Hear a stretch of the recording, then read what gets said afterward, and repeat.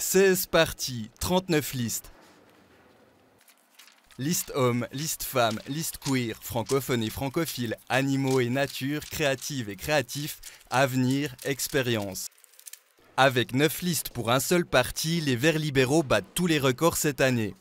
Le Biennois Kevin Egg figure sur la liste nommée Verts libéraux. Pour lui, il s'agit de mettre en avant un maximum de candidats. Il est évident que les candidates et les candidats qui figurent sur des listes thématiques vont mener une campagne selon le thème défendu. La liste des jeunes va défendre les intérêts des jeunes. La liste de l'énergie va participer à des débats où il sera question d'énergie et de durabilité.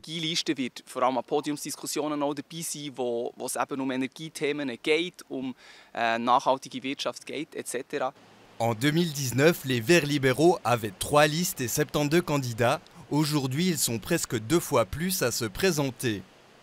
Après eux, le centre n'est pas mal non plus, avec 6 listes. Agricole, exécutif, best ager, entendez meilleur âge. Pour n'en citer que quelques-unes.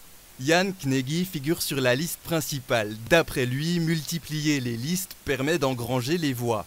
Si on a plusieurs candidats, on essaye de trouver aussi plus de votes. Et naturellement, on veut gagner 3 sièges dans le canton de Berne, et ça c'est notre stratégie. Dans toute la Suisse, la tendance est à la hausse. C'est ce qu'explique ce politologue. À chaque élection, le nombre de listes augmente en effet, mais selon l'expert, la stratégie est à double tranchant. Alors mathématiquement, il n'y a pas vraiment de désavantages parce qu'on ne peut pas vraiment perdre. Si une liste est ignorée, elle est ignorée. Mais on peut penser que ça crée la confusion parce que l'électeur ne trouve plus sa liste juste parce qu'il y en a peut-être 10 au lieu d'une seule.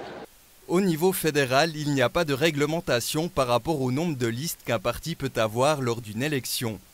Pour avoir des tentatives au Conseil national et au Conseil des États de limiter le nombre de listes, mais ça serait difficile de justifier une limite parce que la compétition est libre et si l'électeur, l'électrice ne veut pas d'une liste, alors il ne la votera pas.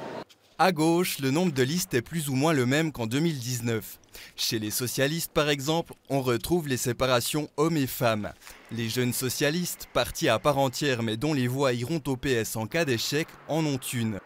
Pour l'instant, nous, ça nous suffit ce système d'une liste. Et après, au PS, ils ont fait 2 listes, une homme et puis une femme. Là, c'est aussi pour avoir la possibilité pour voter que pour des femmes qui majoritairement sont désavantagées en politique. Du côté de l'UDC et des libéraux radicaux aussi, pas d'augmentation ou de diminution significative par rapport à il y a 4 ans. Quoi qu'il en soit, cette année, la liste des listes est longue. Le moins que l'on puisse dire, c'est que les électrices et les électeurs du canton de Berne auront le choix en octobre.